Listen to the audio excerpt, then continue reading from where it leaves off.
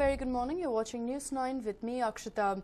Well, today is the big day. The seventh phase of polling has begun and nearly 140 million voters will have their say in 89 seats across 7 states and 2 union territories.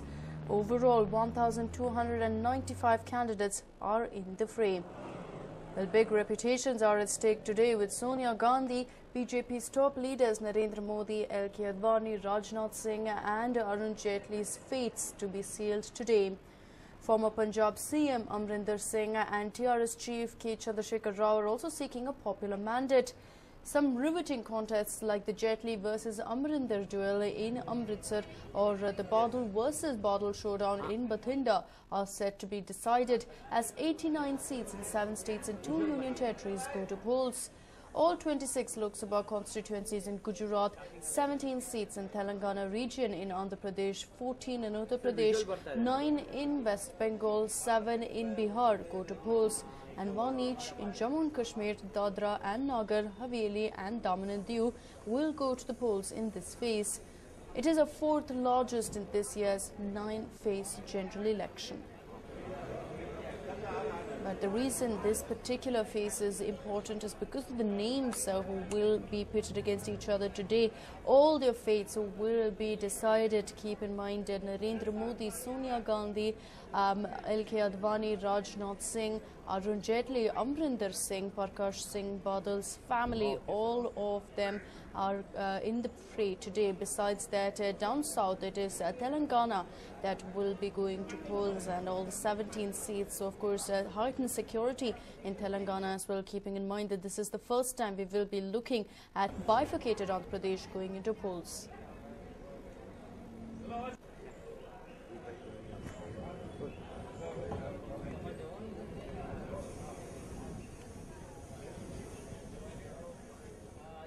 Well, my colleague Harish joins us live from Ahmedabad in Gujarat. Harish, over to you. It's been almost 3 minutes into voting. What is the response like?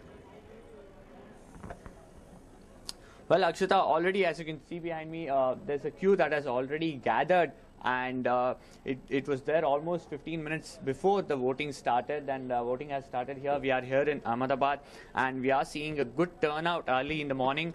I already have a few first-time people who have voted already, not exactly first-time voters, but voters who are one of the first ones to cast their vote in this particular booth in Ahmedabad. So we'll try and talk to them and find out what really inspired them to get up early in the morning, come over here and vote. I'll come to you first.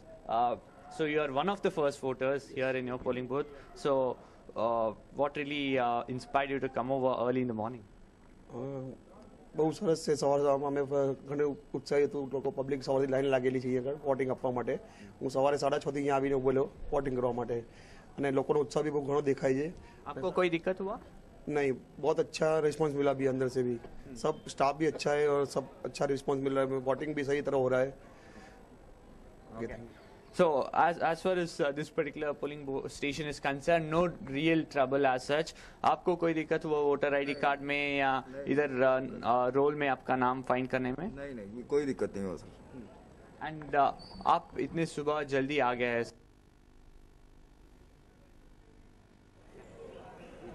Right, we will go back to my colleague Harish there, but quite a bit of excitement being witnessed.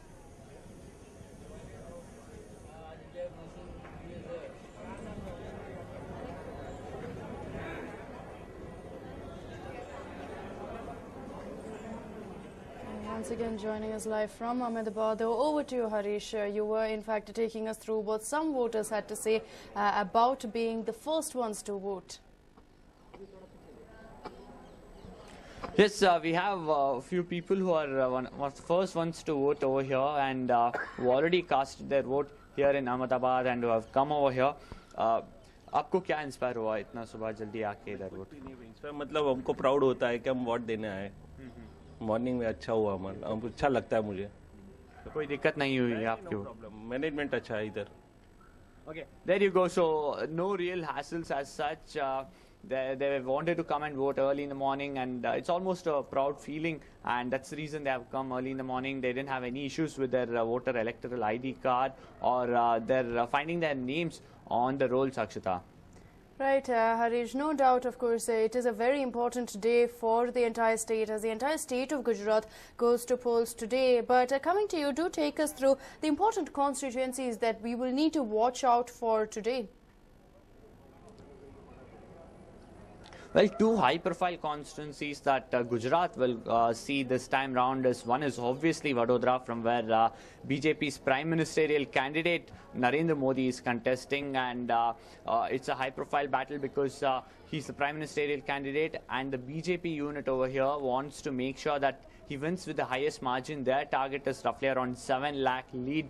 Will they manage to do that is something that will be clear in the coming days. But that is one of the most high-profile battles. And the second one is obviously Gandhinagar, from where LK Advani is contesting. Remember, he was initially reluctant to contest from Gandhinagar. He wanted a ticket from Bhopal, but later on somehow the party managed to convince him to contest from Gandhinagar. He did contest. He campaigned for a few days, and the party workers too, some of them reluctantly though, have campaigned for him. So that's the second most high-profile battle from Gujarat over here. There are other battles like Mehsana and Sabarkantha, from where the Congress strongman Shankar Singh Waghela is contesting. Definitely these are some of the seats that everyone will be keenly watching to see what happens. But really, Vadodara is the big seat, from where the mascot or the man who's leading BJP in terms of the prime ministerial candidate is contesting, Akshita. Right, Harish. Now, in Gujarat, there's been a lot of talk about the Modi wave, that it emanates from Gujarat as such. The BJP, of course, has made it very clear that they want to attempt for a clean sweep, and they have also expressed confidence about the same. You've been there for quite some time now. Does it look like there's a Modi wave as such in Gujarat? Well, it's really... First, if someone has to decide if there is a Modi wave or not, then you will have to really look into what really causes a wave. If there is really a wave, many psephologists say that a factor can be considered a wave only if the party is gaining ground in areas where they never had any ground as such. So really, if you look at Gujarat, then you can say if there is a wave or not only after the elections. If BJP can have almost a clean sweep of sorts. Remember, they are targeting 26 seats out of 26 seats. So if that is possible, then perhaps you can give that factor to the Modi wave. But otherwise, if Congress manages to hang on to around 8 to 10 seats, then it will be difficult to consider it as a Modi wave, because earlier too the BJP had a similar performance. So that's what the psephologists are saying. But definitely the BJP somewhere has tried to evoke this whole Gujarati pride issue, saying that it's a chance for Gujarati people to vote for someone who might become the Prime Minister. The BJP has tried at very best to make sure that it can evoke that Gujarati pride and get some votes. But will that emotional connect work with people? Well, it will be clear on the 16th when the results come out. Will BJP manage to sweep 26 seats as it wants to? Well, that'll be a very difficult one, considering that there are still some of the constituencies where the Congress still has some hold, Akshita. Absolutely, Harish. There's no doubt that they are also using the sentiments in their favor. But to a great extent, there's a lot being spoken about Gujarat in the sense that there are high-key constituencies, be it Vadodara and Gandhinagar, where the BJP's chances are high. But a lot of psephologists are also of the view that the tribal areas still are in Congress's favor. Has the BJP gone that extra mile? Have they gone ahead and tried to connect with the tribal voters in Gujarat? Well, Akshata, they definitely have tried to make sure that one of the main reasons why Narendra Modi was fielded from Vadodara, remember, it's not just because Vadodara has 7 BJP MLAs or MLA segments that are in BJP's hand and it's a BJP stronghold. It's also the fact that when Narendra Modi contests from Vadodara, it means that the BJP expects that there will be some kind of a ripple effect on the neighborhood seats as well in the central Gujarat. Central Gujarat is one area that is kind of vulnerable for the BJP. As you rightly mentioned, there are places like Dahod and Chota Udaipur, these constituencies have a lot of tribal vote as well. So the BJP is hoping that by fielding Narendra Modi in Vadodara, there will be some kind of a ripple effect or a wave to the the neighboring seats as well, and there they can gain hold. But definitely in some of these seats, Congress too has a major hold, and it will be very difficult, in spite of having Modi, for them to really sweep 26 out of 26, Akshita. Right, Harish. Finally, also, of course, another reason why Gujarat will be closely watched is for Jashoda Ben. A lot of questions on whether she will turn up to vote today. Yes, remember there has been a heat wave warning that has been issued for Gujarat for today. It was actually for Monday, Tuesday and Wednesday. This is the last day, and in the past couple of days we have seen temperature soaring, and there have been places in Gujarat that have recorded 44, just above 44% temperature. Here in Ahmedabad as well, it's hovering around 43 degrees Celsius, and that is really the big worry for political parties and several election officers that last time around in the 2009 Lok Sabha election, Gujarat state recorded a very abysmal polling percentage, just in the early 40s, 40 percentages. So that is really the trouble, and the political parties are hoping. Remember, this time around the Election Commission has extended the polling time 1 hour early in the morning, 1 hour late in the evening. So political parties and others are hoping that people will make sure, or at least people will come early in the morning, say before 10 or 11, cast their vote, or at least come later on after 4 when the heat has reduced and come out and vote, and Gujarat will record good percentage, Akshita. Right, Harish. Also, as I was asking earlier, another reason why Gujarat will be closely watched is not just because of the turnout, but also because of Jashoda Ben. A lot of talk on whether she will turn up to vote today. Well, Akshita, can you come again?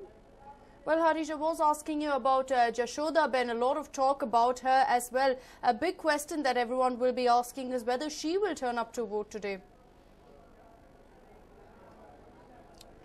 Well, that is definitely all eyes, including several media persons, will be over there to see if Jashoda Ben will in fact come out and vote. Remember, there were various kinds of speculation on she was having a rut, she was fasting, and all those things. But looks like she might come out and vote and cast her vote and fulfill her duty as the citizen. But definitely, as you mentioned, all eyes will be over there to see if she will indeed come out and vote, because there has been a lot of spotlight on her after Narendra Modi revealed in his nomination that he was married to her in his early teenage days. So definitely a lot of focus over there as well, Akshita.